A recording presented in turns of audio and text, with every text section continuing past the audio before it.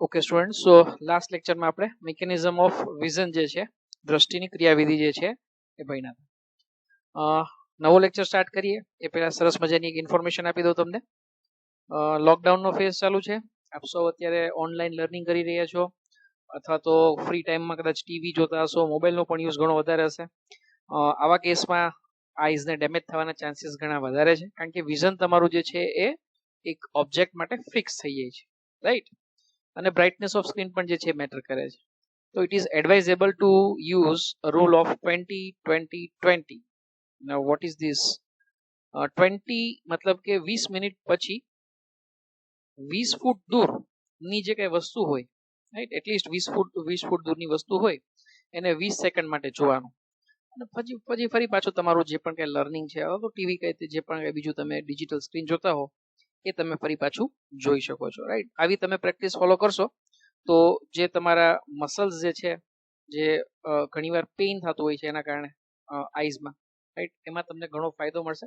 This is a suggestion from ophthalmologist and adopted by me. Okay, તો હું પણ આ ફોલો કરું છું, આપ સૌ પણ એવું ફોલો કરશો એવી જે છે એ એડવાઇસ સાથે આપણે આજનો લેક્ચર જે છે એ સ્ટાર્ટ કરીએ છીએ, right? So now we are going to learn light and dark adaptation.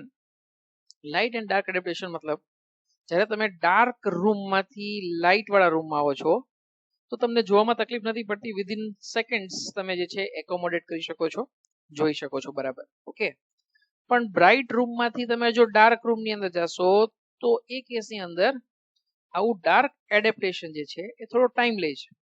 For example, જ્યારે તમે થિયેટરમાં જાઓ છો તો તમે ફીલ કર્યું હશે કે અમુક સેકન્ડ સુધી, અમુક મિનિટ સુધી જે છે તમે બરાબર અંદર જોઈ શકતા નથી, રાઈટ? અને ત્યારબાદ જે છે તમે પ્રોપર વિઝન જે છે એ લઈ શકો છો, રાઈટ? સીટ ગોતવામાં આપણને ઘણી વાર તકલીફ પડતી હોય. So what is the reason for this? I have shown a diagram of rhodopsin molecule, right? Rod, right? અને rod ની અંદર જે છે I have just shown here few rhodopsin molecule. One of that I have zoomed here, right? So you can just see that it is made up of two structures. One is your scotopsin and second is your retinal. Okay, disc membrane ની અંદર જે છે એ તમારા આ ઓપ્સિન protein ની અંદર આ retinal જે છે એ તમારું અહીંયા બતાવેલું છે, right? So as you can see that જેમ ડાર્ક રૂમમાંથી લાઇટ રૂમમાં તમે જશો તો this cis retinal with an isomerization in presence of light will get converted to trans. તો cis માંથી ટ્રાન્સમાં કન્વર્ઝેશનમાં કોઈ ટાઈમ લાગતો નથી. It is catalyzed in the presence of light. In such a case, within no time you are able to adopt.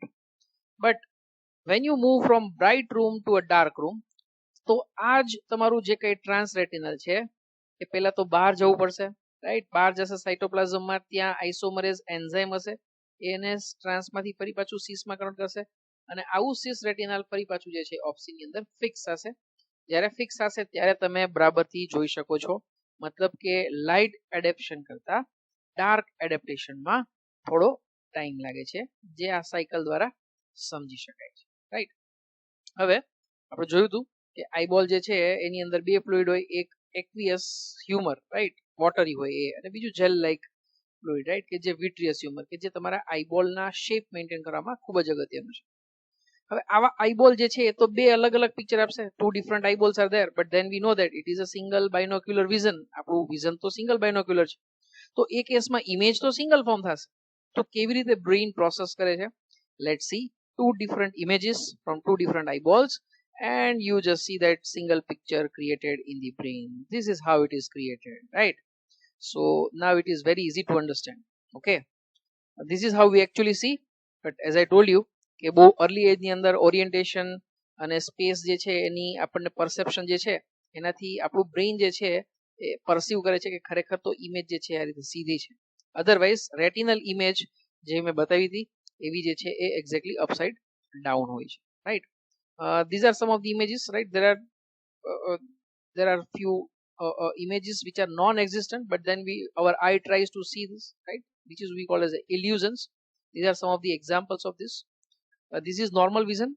Normal vision ની અંદર જે છે તમારું આઈબોલ ની સાઇઝ જે છે એ નોર્મલ હોય છે, લેન્સ ની ફ્લેક્સિબિલિટી જે છે અને રિફ્રેક્શન જે છે એ પ્રોપર હોય છે, જેથી કરીને આપણે બરાબર જોઈ શકીએ છીએ. પણ ઘણીવાર વિઝનની અંદર એરર આવી શકે છે, રિફ્રેક્ટિવ એરર્સ આવી શકે છે.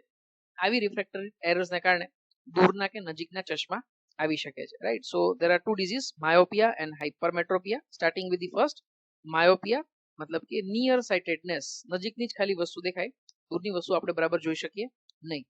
તો આવા કેસમાં આવો પ્રોબ્લેમ ક્યારે થાય? ઇફ સે for example eyeball size is larger than the normal, which is a inborn defect, right? જન્મજાત ખામી જે છે એવી હોઈ શકે, એના કારણે આવું થઈ શકે. અથવા તો લેન્સની ફ્લેક્સિબિલિટી જે છે એ ક્યાંક ને ક્યાંક જે છે એ ગુમાવી દીધી છે, રાઈટ. ખાલી નજીકની જ વસ્તુ જે છે એ આપણે જોઈ શકીએ છીએ. સે ફોર એક્ઝામ્પલ તમારી એજની અંદર બહુ કોમન છે કે તમારી બુક્સ છે કે તમારો મોબાઈલ છે, જે તમારે એક જ તમે ડિસ્ટન્સ, કોન્સ્ટન્ટ એક જ ડિસ્ટન્સ ઉપર તમે ઓબ્ઝર્વ કરતા હો, તો એના કારણે લેન્સ જે છે એની ફ્લેક્સિબિલિટી ગુમાવી દે છે અને નજીકની જ વસ્તુ તમને દેખાશે, દૂરની વસ્તુ તમે જોઈ શકતા નથી. આવું જ ડાયમંડ બિઝનેસ સાથે સંકળાયેલા ઘણા બધા લોકોને થાય છે, રાઈટ. એ લોકો પણ એક જ ફિક્સ વિઝન જે છે ડિસ્ટન્સ માટે જે છે એ ઓબ્ઝર્વ કરતા હોય છે. તો આવી કોઈ પણ એરર થાય, રાઈટ, તો એબનોર્માલિટી થાય, તો એના કારણે જે તમારો રિફ્રેક્શન લેન્સનું જે છે જે ફોલ થવું જોઈએ એક્ઝેક્ટલી ઇન ફ્રન્ટ ઓફ ફોવિયા સેન્ટ્રાલિસ, એના બદલે એનાથી આગળ પડશે, right. In such a case you need to correct this. So correction of this refractive error can be done very easily with a biconcave lens. You can just see that this is a biconcave structure, right. દ્વિઅંતર્ગોળ જે છે એ lens, અને એનાથી જે છે તમે refraction જે છે એ error જે છે એને, આ લેન્સ જે છે એનું કર્વેચર, એની સાઇઝ જે છે, કેટલી રિફ્રેક્ટિવ એરર છે, આપણે ઘણી બધી વાર કહેતા 0.51, 1.5, રાઈટ, 2, તો એની ઉપરથી જે છે એની થિકનેસ જે છે અને કર્વેચર જે છે નક્કી થશે. Okay, exactly opposite to this is hypermetropia. અહીંયા કાં તો આઈબોલ ની સાઇઝ નાની હોય, નોર્મલી જે સાઇઝ હોવી જોઈએ એની કરતા નાની હોય જન્મજાત ખામીને કારણે, અથવા તો લેન્સની જે પણ કે તમારી ફ્લેક્સિબિલિટી જે છે એ ફ્લેક્સિબિલિટી જે છે ક્યાંક ને ક્યાંક ગુમાવી દીધી છે, જેના કારણે રિફ્રેક્શન લાઇટ રેઝ નું ક્યાં થાય છે? ફોવિયા સેન્ટ્રાલિસ ની બિલકુલ પાછળ, right, just behind the fovea centralis. Such a case, you will not be able to observe the near objects. You will be only able to see the far objects, which is called as a farsightedness, right? So to correct this, you can use biconvex lens, right? This is biconvex lens, right, which can be used to rectify such type of an refractive error. Okay, તો બે disease આપણે જોયા, right. કયા બે disease જોયા આપણે? માયોપિયા અને હાઇપરમેટ્રોપિયા. તો માયોપિયા જે છે it's a near sightedness, right. Near sightedness ને કરેક્ટ કરવા માટે કયા ટાઈપના લેન્સીસ જોશે? Biconcave lenses. Hypermetropia, far sightedness, correction કરવા માટે આપણે કયા ટાઈપના લેન્સીસ જોશે? બાયકોન્વેક્સ ટાઈપના લેન્સીસ જે છે આપણે જોશે. ઓકે, મૂવિંગ ટુવર્ડ ફ્યુ મોર ડિઝીઝ. એસ્ટિગ્મેટિઝમ. અહીંયા આપણે જોયું હતું કે લેન્સની ફ્લેક્સિબિલિટીનો પ્રોબ્લેમ હતો અથવા તો આઈબોલની સાઇઝનો પ્રોબ્લેમ હતો. Astigmatism is again common error of refraction, પણ અહીંયા રિફ્રેક્શનમાં જે એરર થાય છે એ લેન્સ અથવા તો કોર્નિયા બેમાંથી એકની કર્વેચર જે છે ઇરેગ્યુલર હોય છે એના કારણે થાય છે, રાઈટ. તો ઇરેગ્યુલર કર્વેચરને કારણે જે છે એ ફોકસ આપણને જે છે કાં તો વર્ટિકલમાં કાં તો હોરિઝોન્ટલમાં પ્રોપરલી દેખાય નહીં. આપણે ઘણી બધી વાર જોયું હશે કે સ્પેક્સ હોય, ચશ્મા હોય કોઈને, તો ઘણીવાર વર્ટિકલ એક્સિસ વાળા જે છે એ અથવા તો હોરિઝોન્ટલ એક્સિસ વાળા જે છે એવા જે છે સ્પેશિયલ ટાઈપના લેન્સીસ એ લોકો પહેરતા હોય છે, રાઈટ. તો ઇન સચ અ કેસ બે જગ્યાએ ડિફેક્ટ હોઈ શકે. ફરી પાછું, કાં તો કર્વેચર કોર્નિયાની અથવા તો કર્વેચર લેન્સની, બેમાંથી એકની જે છે, કારણ કે રિફ્રેક્શન, મેજર રિફ્રેક્શન બે જગ્યાએ થાય છે. Such type of disease is called as a astigmatism. Fourth is presbyopia. ખૂબ કોમન છે, આપણે ગુજરાતીમાં તમને ખાલી એક શબ્દ કહીશું તમને સમજાઈ જશે. બેતાળા. બેતાળા મતલબ કે 42 વર્ષે, 42 years નોર્મલી જે છે આ એજ ઉપર લેન્સ જે છે એની ફ્લેક્સિબિલિટી ગુમાવી દેતો હોય છે.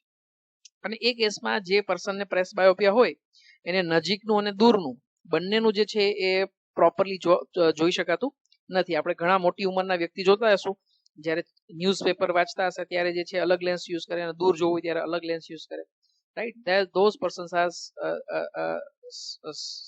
suffering from presbyopia. Okay, next is strabismus. બહુ ફની કોડ છે ઇંગ્લિશમાં આના માટે, સ્ટ્રેબિસ્મસ માટે. Looking London, talking Tokyo, right.